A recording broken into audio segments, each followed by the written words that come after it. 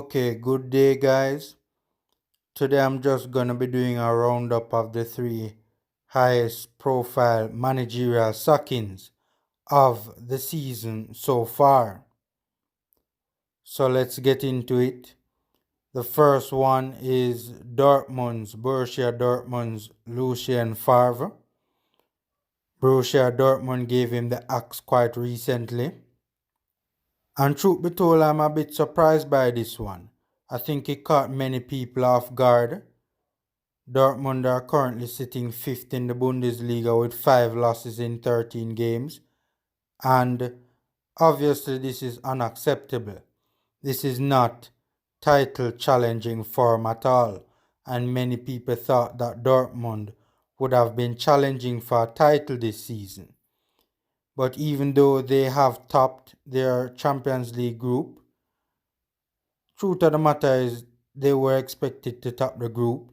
They were the strongest team, on paper at least, in the group, a group which included Lazio, Brugge and Zenit St. Petersburg, the disappointing Zenit St. Petersburg, as per usual when it comes to the Champions League.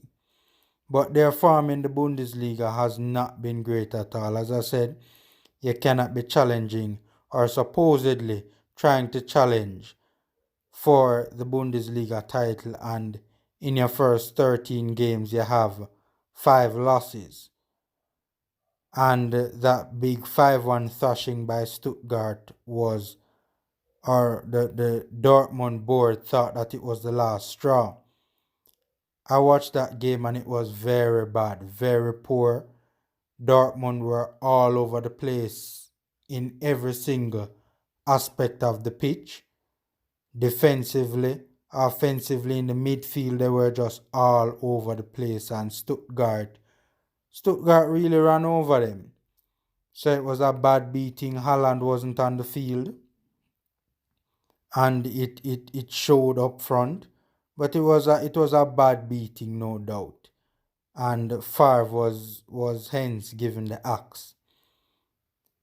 But my thing is, this up and down season that Dortmund is having shouldn't be surprising.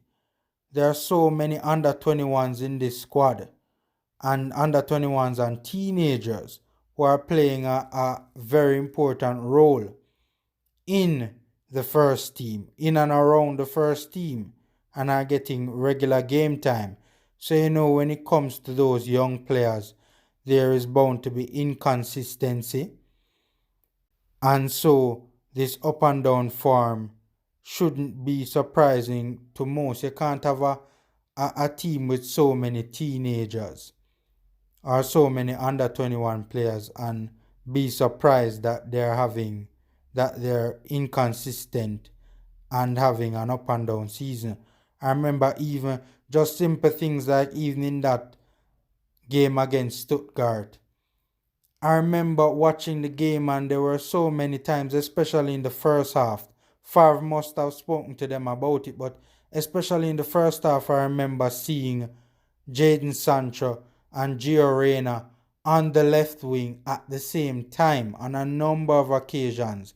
They were on the same wing at the same time, and there was nobody on the opposite side of the pitch that they could switch the play to, for instance. Right? Because obviously one is obvious, they're supposed to be interchanging, and one is supposed to be on the left, one is on the right. Big space on the right side, on the right flank. Nobody occupying that space for Dortmund, nobody that they could switch the play to, because both of them were oftentimes playing on the same wing. That's the sort of a thing you get with young players. Just bad communication or lack of communication. So it's just little things like that that have a big impact on the pitch and will lead to inconsistency from a team with so many young players. But even though at times they have looked a mess and all over the place, truth be told, there have been times when they have looked really good as well. In both games against Bayern Munich, both the cup game and the league game, Dortmund barely lost. And truth be told, looked good against Bayern in both games. The cup game, they took a little while to get going, but when they did get going, they looked really good.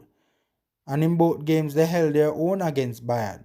They did lose, but they still did look very good. They looked like a team that could challenge Bayern for the title this season. Right? But there's a serious issue that I do want to address. And that is, why do Borussia Dortmund always look like straight trash when Haaland isn't on the pitch?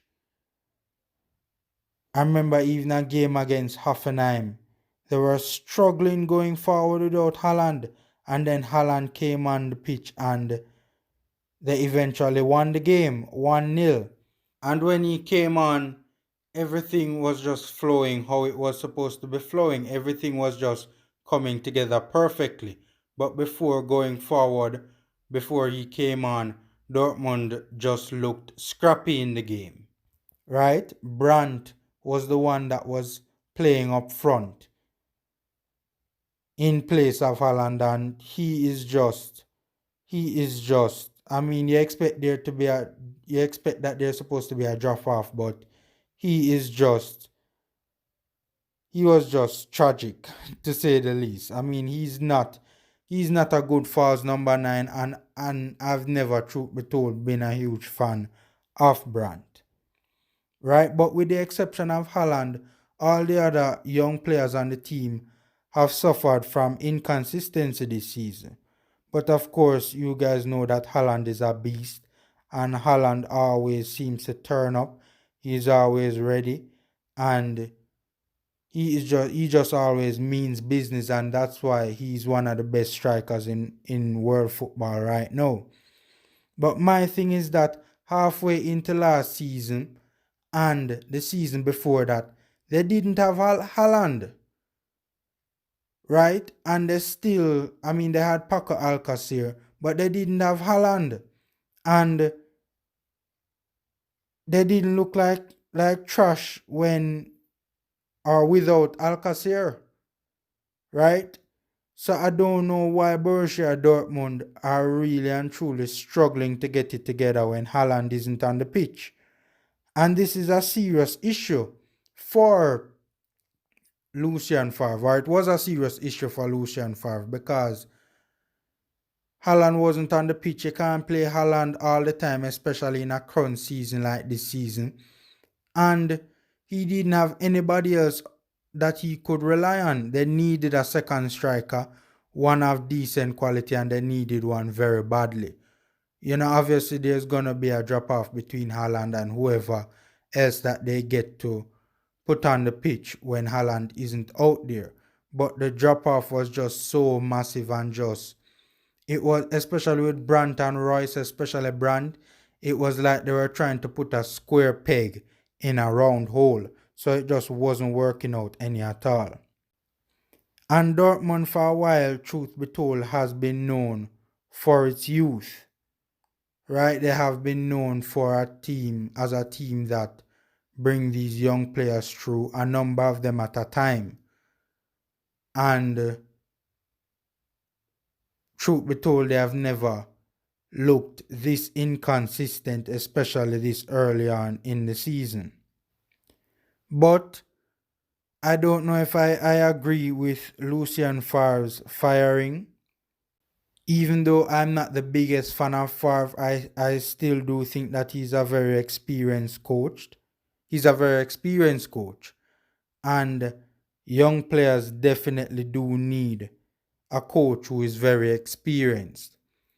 So even though I don't think he was the greatest coach on the planet, but I still do think that he should have been given enough time, or certainly given more time.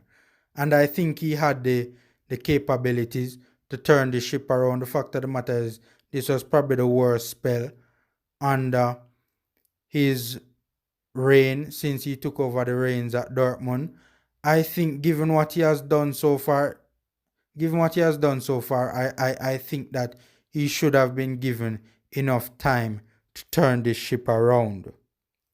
But the sacking does indicate to me that Borussia Dortmund's board still has ambition of winning the Bundesliga this season. Many people at the beginning of the season had them as either them or Leipzig as both teams that could potentially knock Bayern off this year. Although many people didn't see Bayern being knocked off this year, but especially last season, people thought that Dortmund could have gotten it done. And truth be told, Favre didn't get it done, so probably the board feel as though Favre is not the best coach or is not best equipped to knock off Bayern. So probably from that perspective and the perspective that they still have ambitions of potentially winning or challenging for the Bundesliga this season, and they probably think that this squad is good enough to challenge for the Bundesliga this season. Probably that's a reason why they got rid of him, because one, in previous seasons, they thought that they should have won it and they again fell short. So they clearly don't see him going forward as the manager to take the Borussia Dortmund over the top. And two, they probably think that this season they still can, or they still have a squad that is capable of getting it together and challenging for the top spot. So who knows? Let's see who they bring in to replace Favre and how Borussia Dortmund progress throughout the course of this season. Okay, up next is Slavan Bilic at West Bromwich Albion. And this was also a surprise when the announcement was made that West Brom were discussing his future. Because even though West Brom were sitting 19th in the table with just one win in 13 games, and the one win coming over the helpless and historically record-setting bad Sheffield, it still was a surprise because of what he was given to work with, the players and the squad that he was given to work with. People saying, how could you sack this man when, what do you expect with the squad of players that he was given to work with? I personally feel that Bilic was given a basket to carry water. It's not a surprise that they are where they are. If you were to look at the teams on paper, they probably do deserve to be the 19th best team in the Premier League on paper. But it was also still surprising because the team was still fighting, the coach was still fighting, and especially, the sacking came after that 1-1 hard-fought 1-1 draw with Manchester City. So it was surprising, but as I said, there is no way West Brom's ownership and West Brom's board could reasonably have expected better from Bilic. The team is just a poor team. I've seen them a couple of times this season, and even against teams that they are competing against to avoid relegation. The fact of the matter is that they're a championship team. As you look at them and the performances, you see that they're a championship team. They're not a Premier League team. Very little investment was made in the transfer window to upgrade the squad or to improve the squad. And it shows. It really does show. But as I said, I think that he was given a basket to carry water and asked to keep up a team that's a poor team and really and truly a championship team, and a team that probably has no business being in the Premier League. It was also a surprise because you would think more fate would be entrusted to a guy that took them up after the first season of asking. So basically, after his first season in charge, he got this team to finish second in the championship and got them promoted. So you would think that the board and the executives and the owners would have entrusted him with more time to try and get West Brom out of the relegation zone and to save their season, especially considering the squad that he had to work with.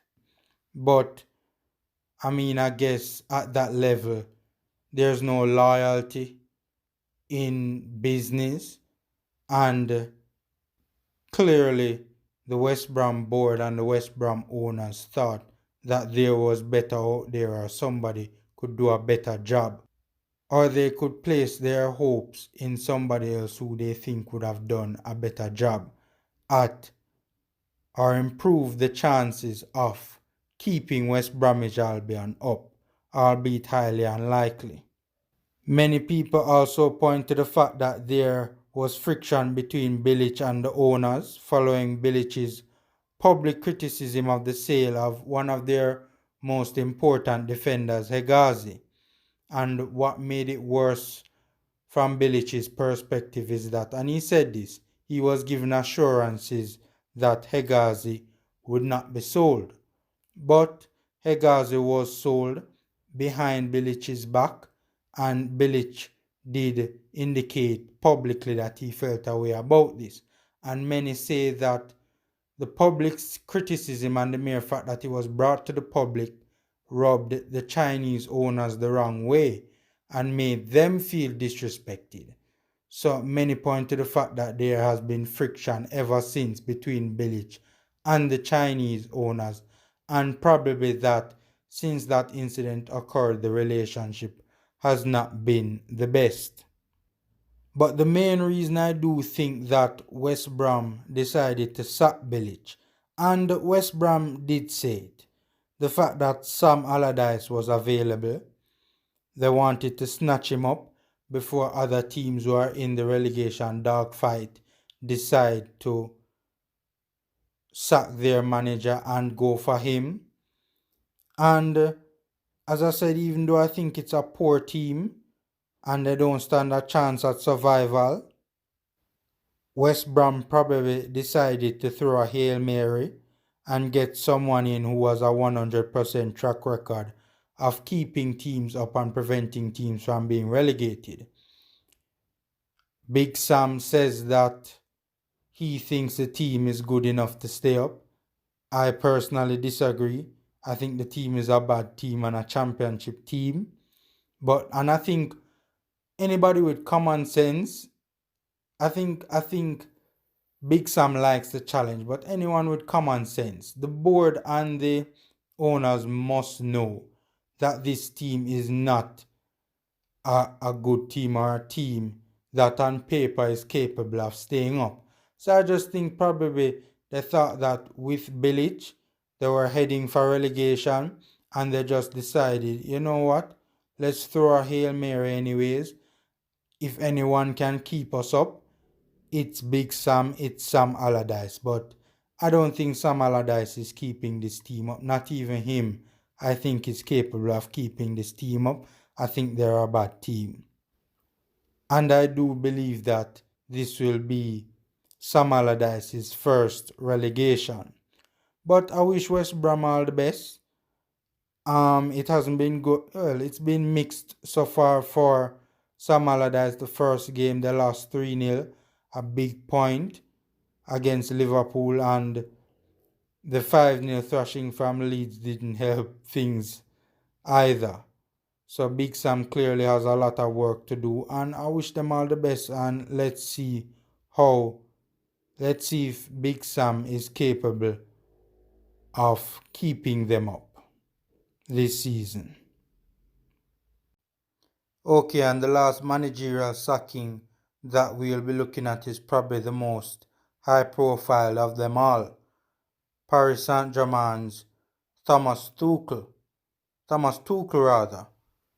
who has officially been sacked by Paris Saint-Germain following a 4-0 victory over Strasbourg.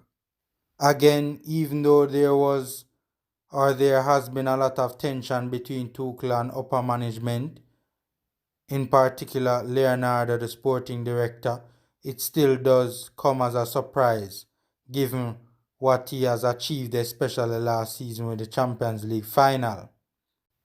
To be honest with you, I was one of those many naysayers who disagreed with Thomas Tuchel's initial appointment.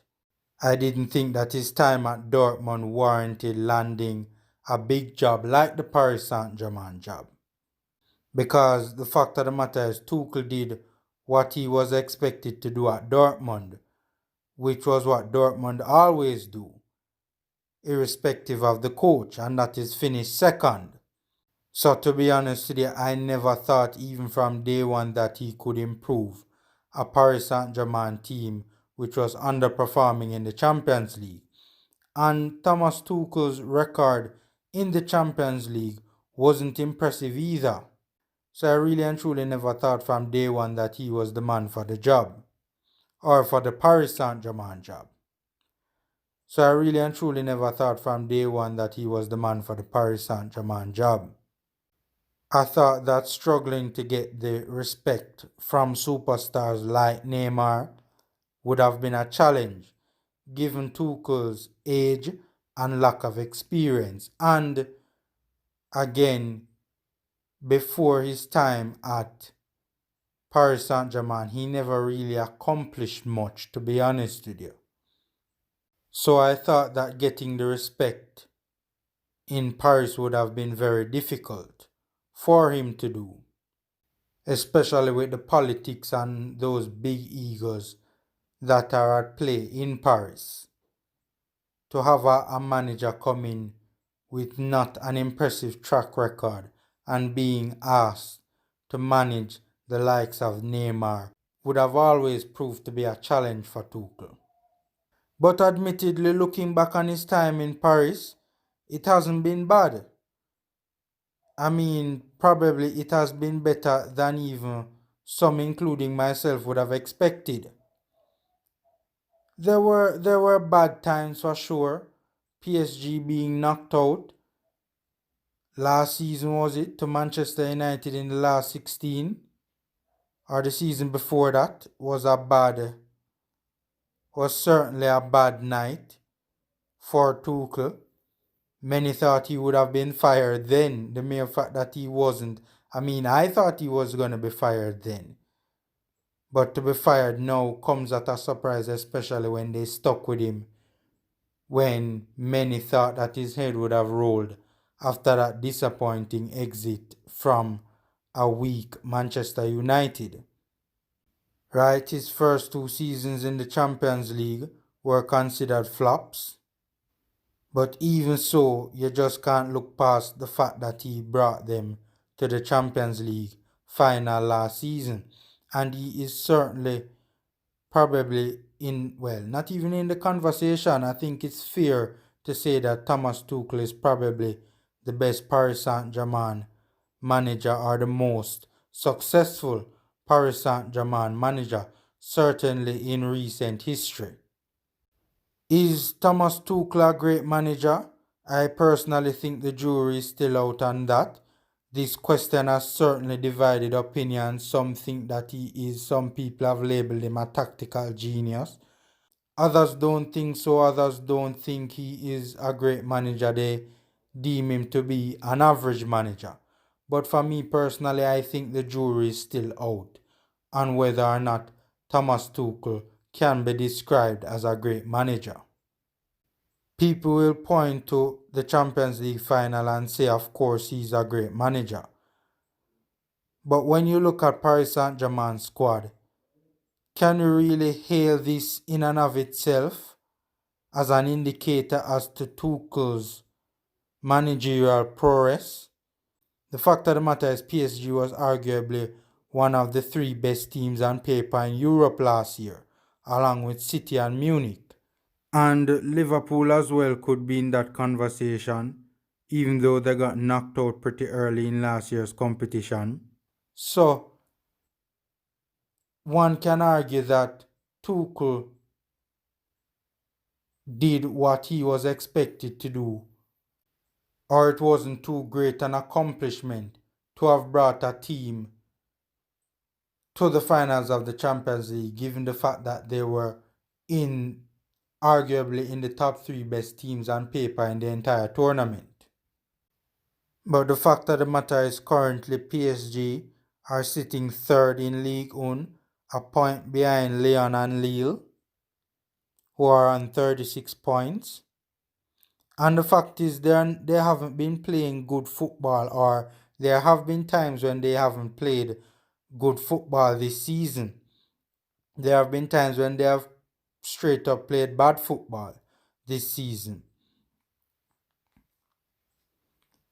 Right? There have been times when the football hasn't been the best, or hasn't been what we are accustomed to seeing from Paris Saint-Germain, especially when you look at the squad of players that they have, the likes of Neymar, the likes of Mbappe, and so forth and so forth. Even though they topped the group of death, or a group that was arguably the group of death, the football at times being played against, especially teams like Leipzig, and even I remember even the one of the games against Leipzig where Leipzig won, the football was really bad. The first leg against Manchester United was really poor too from Paris Saint-Germain. Right? So many people have taken an issue with the quality or the standard of play from Paris Saint-Germain since the start of the season. Some have alluded to the fact that there was very little preseason, added to the fact that they would have played a couple games in the Champions League deep into August. And even though they had a long break with League One, they would have been training and preparing for their upcoming games in the Champions League to the back end of last season. So this could very well be an issue as to why Paris Saint-Germain have started so sluggishly. So this could very well be a legitimate point as to why Paris Saint-Germain has started this season so sluggishly. One of the things that I suspect is that Paris Saint-Germain sporting director Leonardo seized upon this opportunity to have a reasonable enough excuse to fire Tuchel, because obviously it was no secret that he and Tuchel did not get along. They had their fair share of public spots. So really and truly, I think that this could be a part of it as well, that right now they are third in League One, albeit a point behind first and second place. They are still third in League One, and it's not a good look for PSG to be third in League One. And I think that Leonardo just seized upon this. One, because his relationship with Tuchel was never great, and truth be told, they never really seemed to like Tuchel from a personality standpoint. And two, because Mauricio Pochettino was available, and we all know of his exploits with Tottenham both in the Premier League and in the Champions League. And the fact of the matter is that everybody hails and respects Mauricio Pochettino as a great manager. So one suspects that Leonardo would have wanted to grab a hold of Pochettino before another club snatches him up. And the fact is, Pochettino is also a former player for Paris Saint-Germain. So that makes it even worse. He knows the club, he knows the fans, and he would have a certain connection with Paris Saint-Germain. But to be honest with you, even though I've never been Tuchel's biggest fan, I still do think that he should have been given time to turn things around in the league. I mean, no one really and truly doubts that Paris Saint-Germain would have won Ligue 1 this year. I mean, who really and truly thinks Paris Saint-Germain, Tuchel or no Tuchel, is going to not win the French Ligue 1 this year? Nobody thinks that. I think that, in all fairness to him, given the fact that he has won every trophy available to him domestically, and that great run to the final in the Champions League last season, I do think that he should have been given, all fairness to Tuchel, he should have been given time to turn it around. So far this season, they have had 4 losses in 17 games. Not the best record, but I do think eventually PSG would have turned it around. I think Tuchel also has to be given credit for managing the egos of especially Neymar and Kylian Mbappe and even Edinson Cavani when he was there. Big name star players, big superstars with massive egos. I suspected from day one that he was gonna have a challenge managing those egos. But in all fairness to him, in hindsight, he did a credible job. Neymar had a big attitude change midway last season where he stopped whining and really started to seem as though he started to enjoy his time in Paris. The manager has to get some credit where that is concerned, because if Tuchel was a bad manager, Neymar would still want to get the hell up out of PSG if he considered Tuchel a bad manager. So he has to have some level of respect for Thomas Tuchel to have had that major attitude shift and now wants to remain in Paris and be a part of Project PSG. But while PSG this season have been inconsistent, they have had some good performances, especially in the Champions League over, for example, Manchester United. But even though they have been inconsistent this season, I still do think Tuchel should have been given more time. I don't think they have been all that bad this season. Not up to the usual standards, admittedly, but I don't think they have been all that bad this season to have warranted Thomas Tuchel being sacked. Right, but let's see. Mauricio Pochettino is hailed as, I don't think it has been confirmed by PSG as yet, but it does seem as if he is going to be the one replacing Thomas Tuchel. So let's see how Pochettino does. Certainly he won't be judged for what he does in League One. The emphasis will definitely be on what he does in the Champions League. So let's see how Paris Saint-Germain do in the Champions League going forward this season. Okay guys, take care until my next video.